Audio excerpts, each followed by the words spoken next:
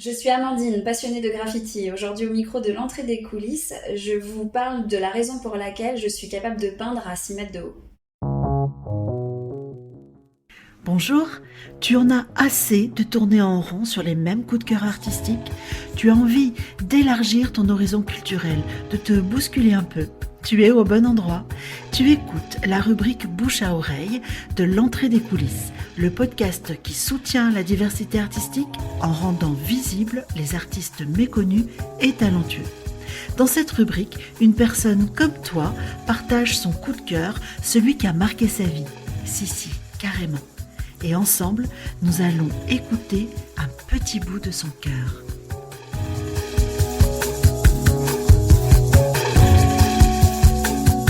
Amandine, est-ce que tu peux nous raconter la manière dont tu as rencontré l'artiste dont tu vas nous parler ? Alors cet artiste, je l'ai rencontré d'abord dans des magazines quand j'étais adolescente. En fait, j'ai été impressionnée par ses œuvres qui étaient dans des magazines de graffiti. À l'époque, il y avait beaucoup de publications et moi j'ai grandi en province, c'était le seul lien qu'on avait avec ce qui se faisait dans les capitales et les terrains vagues des capitales. Et c'est là que je l'ai découvert. Et qu'est-ce que tu as ressenti quand tu as vu ce qu'il faisait ? Il ou elle d'ailleurs ? Il. Qu'est-ce que tu as ressenti la première fois que tu es tombée sur ses œuvres ? J'ai été impressionnée parce qu'il avait su conjuguer à la fois la violence et la brutalité avec l'élégance et la simplicité. Et moi, c'était ça qui m'a, c'est ça qui m'a impressionnée. Le contraste, en fait. Ouais, le contraste vraiment entre quelque chose que je connaissais dans mon quotidien, parce que j'ai grandi en quartier populaire et dans une ville qui n'était pas très jolie, et en même temps une exigence vers l'élégance, la finesse, la recherche de l'esthétisme du coup qui m'a bluffée moi. Du coup, est-ce que tu as essayé de trouver des indices sur qui il était, sur sa vie, sur son parcours ? Il s'avère en fait que moi à l'époque je rentre dans la culture hip-hop et qui fait du rap en fait. Et je le retrouve parce que moi j'ai des origines espagnoles et donc je fais attention aux personnes qui ont ces origines-là et lui c'est son cas. Et du coup en fait en remontant par le système de Blaze comme il y a dans la culture hip-hop, en fait j'ai fait le lien entre ce rappeur et ce peintre qui était donc la même personne. Et du coup c'est comme ça que j'en ai su un peu plus. Et à l'époque, pas d'internet, donc recherche dans les magazines, rencontre avec d'autres peintres qui le connaissaient. Voilà. Oui, d'accord. Comme on pouvait, quoi. C'est ça. C'était un peu plus limité. Est-ce que tu as une œuvre, un dessin particulier de cet artiste qui marque quelque chose d'important pour toi ? Pas réellement, mais peut-être si une, c'est-à-dire que en fait à un moment donné, moi je me souviens surtout de pubs pour la marque Carhartt qui était dans les magazines. En fait c'était un des premiers peintres graffiti à travailler avec des grandes marques. À l'époque, nous on savait pas que cette culture-là elle allait devenir ce qu'elle est aujourd'hui. Et le fait de voir quelqu'un qui nous ressemblait pouvoir faire notre art pour des grandes marques, moi ça m'a complètement retourné le cerveau et je me suis dit ok, il y a un truc à faire, il y a quelque chose qui est possible et à un moment donné on va reconnaître la valeur de cette culture là. Et c'est vrai que quand je pense à lui, je pense à cette femme qui était toute dégoulinante de peinture parce qu'il laissait les coulures à l'époque et je trouvais que c'était hyper important comme marqueur. Et cette femme qui est avec un oiseau, qui a une casquette et qui représente une espèce de voleuse élégante, assez féline, avec cet oiseau qui symbolisait pour moi la liberté, tout ça. Enfin, j'ai cette publicité-là que j'avais affichée dans ma chambre du coup. Est-ce que toi, ça t'a donné envie de créer ? Est-ce qu'il t'a inspiré ? Moi, je suis devenue peintre en partie à cause de lui, en fait. Lui et d'autres, parce que je regardais d'autres personnages aussi, mais lui, en fait, m'a montré qu'on pouvait continuer à être soi tout en étant dans la recherche et dans l'exigence de quelque chose de beau et de peut-être un peu plus compliqué que ce à quoi moi j'avais accès en termes d'art plastique, quoi. C'est quelqu'un qui est capable, par exemple, de fabriquer des outils à partir de bougies de voiture et de travailler sur des caisses américaines, donc quelque chose de très cher et très particulier, ou en tout cas d'aller créer des tampons, d'aller vraiment dans des petites finesses qu'on voit pas partout. Imagine que dans un monde idéal, tu puisses le rencontrer, que tu puisses prendre un apéro, que tu puisses déjeuner, bref, le rencontrer. Qu'est-ce que tu aurais envie de lui dire? Est-ce que tu aurais envie de lui poser certaines questions? Qu'est-ce que tu ferais si tu pouvais le rencontrer? Je pense que je le questionnerais sur comment lui, il a navigué au travers de sa carrière. Parce qu'en fait, il a commencé très tôt, quand il avait 15 ans. En fait, il a voulu faire des faux billets. Et il était tellement bon qu'on lui a conseillé de continuer à dessiner. Et il s'est inscrit aux Beaux-Arts au lieu de devenir faussaire. Et c'est une super histoire. C'est génial. Quand il vivait à Bruxelles, parce que c'était un artiste belge. Et du coup, il est devenu donc artiste et il a évolué au fil du temps, c'est-à-dire que notamment au niveau des productions, c'est-à-dire qu'il est passé de la peinture murale au rap, à la sculpture, à la sérigraphie, il fait des vêtements, c'est vraiment un touche-à-tout. Moi j'aime beaucoup tout ce qu'il fait et au niveau de son trait, c'est quelqu'un qui est passé de la complexité à la simplicité la plus grande, à la ligne claire, à plus de contours du tout. Et moi j'aimerais l'interroger sur comment il a évolué, et même à un moment donné il a fait un saut dans l'art contemporain et il s'en est retiré pour revenir à on va dire sa culture plus urbaine, et j'aurais bien aimé savoir pourquoi. Et je pense qu'il n'a pas été très à l'aise dans l'art contemporain. Je pense qu'il a essayé, en fait il s'est rendu compte que ça devait pas être lui. En fait, tu l'as suivi dans toutes ces différentes phases, parce que j'ai l'impression qu'il a eu différents types d'inspiration, et toutes t'ont parlé, t'ont autant plu.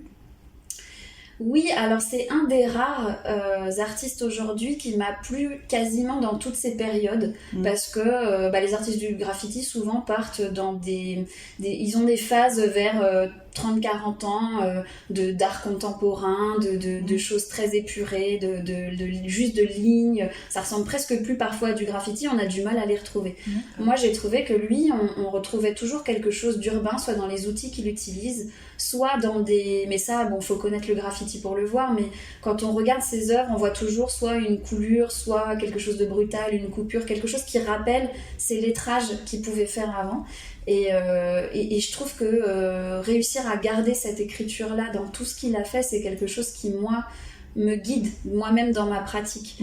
À chaque fois que je fais quelque chose et que je change de façon de faire, je me dis comment je garde qui je suis et mes racines et d'où je viens, comment je conserve cette part d'identité qui fait de moi ce que je suis. Et lui, je trouve qu'il est un bon guide là-dedans. Ouais, du coup, c'est une sorte de modèle pour toi, comme un marqueur. Ouais. C'est pas un modèle visuel, parce que l'idée c'est toujours de faire autre chose, c'est pas de calquer ce qu'on voit, mais c'est un modèle en termes d'attitude. Je reviens souvent vers ce qu'il produit en me disant tiens, il a sauté une étape, comment il a fait pour rester lui? Ouais. Et moi, c'est un rappel en fait. À chaque fois que je pense à lui, quand je crée, je me dis comment je reste moi. Comment je fais que quelqu'un qui me suit me reconnaît? Comment moi, ça continue à me ressembler? On peut avoir des envies des fois de faire d'autres choses, d'avancer dans son art, de changer. Et parfois, en voulant aller trop vite ou parce qu'on est influencé par d'autres, on se perd. Et moi, je trouve que c'est hyper important de retrouver les marqueurs culturels et les marqueurs d'écriture et d'esthétisme d'un artiste tout au long de son parcours, parce que lui il a commencé, il avait 15 ans dans les années fin 80, début 90, et aujourd'hui il peint toujours. Donc, À quel autre artiste tu pourrais le comparer? Alors lui il a quelque chose de très cubiste et de très... Il peut faire par exemple des oiseaux avec une seule ligne, ou des personnages en gardant juste une seule ligne. Je sais que Picasso a fait ça fut un temps, donc il y a un peu de Picasso chez lui, mais je dirais un Picasso urbain. Un Picasso urbain. Ouais. D'accord. Je dirais qu'il y a du Picasso, mais pas que. Il y a aussi beaucoup d'Egon Schiele. Je crois que c'est Schiele en allemand. Je pense dans les contours assez bruts, assez tranchés, les personnages assez rectangulaires, très géométriques. Je pense qu'il y a de ça aussi. Si tu devais le faire découvrir à quelqu'un, tu commencerais par quelle œuvre? Est-ce qu'il y en a une en particulier? pour entrer dans son univers, une ou plusieurs d'ailleurs. Ouais.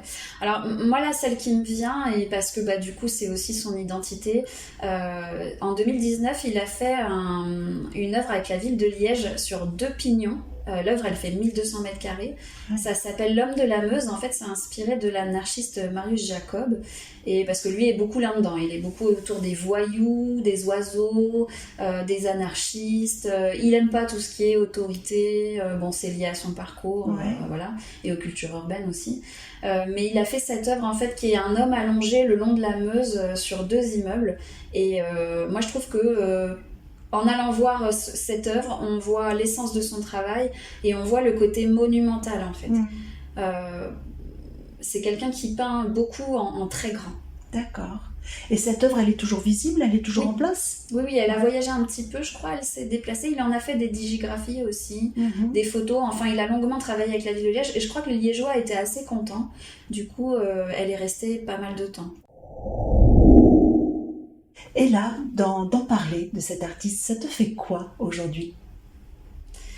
Ça m'émeut toujours de parler de lui parce qu'en fait, il me ramène à mon enfance et vraiment, c'est des choses dont on discute beaucoup avec mes amis peintres urbains, c'est de se dire que on n'aurait jamais pensé quand on avait l'âge de le regarder dans les magazines ou d'autres, on n'aurait jamais pensé que cette culture, elle irait aussi loin. Aujourd'hui, le street art est partout, les marques s'associent avec ça, les créateurs de mode, c'est quelque chose qui engrange beaucoup d'argent. Il y a beaucoup de débats autour de ça, mais dans la culture hip-hop plus largement, par rapport à l'argent que ça génère, ce qu'on gagne pas, est-ce que cette culture elle reste ce qu'elle est si on gagne pas d'argent avec, enfin il y a beaucoup de débats. Quoi qu'il arrive, moi je trouve qu'elle a explosé, elle a meublé l'horizon, et moi c'est quelqu'un qui me ramène vraiment à mes racines et à ce que j'étais quand j'étais une petite jeune fille qui se disait est-ce que moi j'oserais un jour aller peindre avec tous ces garçons dans des conditions bizarres, enfin voilà. Et aujourd'hui, si j'ai des gens qui me disent ah c'est magnifique ce que tu fais, c'est aussi grâce à des personnages comme ça qui nous ont montré la voie en fait. Justement, du coup, ce que tu dis, je fais un petit pas de côté par rapport à l'angle de notre conversation. Tu disais, moi, en tant que jeune femme, dans ce monde plutôt masculin, en fait, au départ, la culture street art, dans ce que j'en connais, aujourd'hui, toi qui crées dans ce milieu-là, en tant que femme, en tant que fille, comment tu as trouvé ta place, comment tu la trouves ? En fait, étonnamment, c'est un milieu qui est très très masculin, surtout quand on va vers la frange graffiti. Oui. Aujourd'hui, sur le street art, quand on est sur du collage, du pochoir, etc., il y a beaucoup de femmes. Aujourd'hui, il y a beaucoup de femmes, je rencontre beaucoup de femmes sur les festivals. Mais moi, j'ai grandi dans un milieu très masculin, parce que vraiment, c'était le graffiti qui m'intéressait au départ, et je continue à m'intéresser à ça. Mais bizarrement, j'ai jamais eu un aussi bon accueil que dans ce milieu-là. D'accord. En fait, c'était plus compliqué, je pense, pour les femmes d'intégrer ce milieu parce que c'est souvent la nuit, c'est illégal, faut courir, faut savoir faire attention à ce qui se passe. Ouais. C'est sportif aussi parce que faut quand même monter sur des échafaudages, enfin même en faisant juste du street art, faut monter sur des échafaudages, des échelles. Et ça reste comme ça? Est-ce que ça s'est pas un petit peu plus, j'allais dire, banalisé du coup? Si, aujourd'hui institutionnalisé même. Oui, parce qu'aujourd'hui il y a énormément de villes, même en province, qui disposent d'un festival, qui disposent de murs autorisés, qui souhaitent et qui sont à la recherche de personnages féminins en plus. Voilà. Ce qui est parfois une bonne chose et parfois une mauvaise, parce que peindre parce qu'on est une femme, on a envie de peindre parce qu'on aime bien ce qu'on fait, enfin les gens aiment bien ce qu'on fait.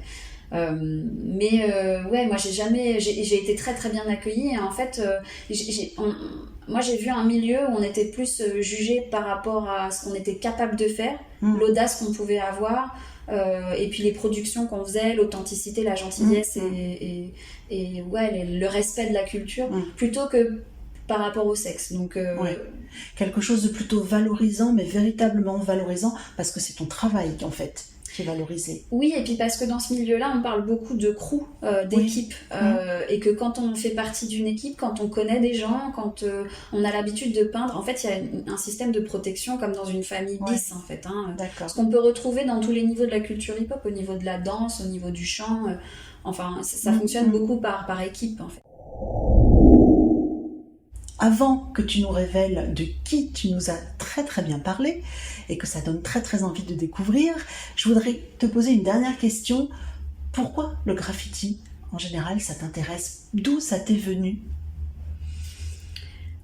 Ça m'est venu parce que moi j'ai grandi dans une ville où en fait il y avait assez peu d'accès à la culture, et puis en tant que jeune fille des quartiers populaires, on peut avoir un espèce de mur devant soi.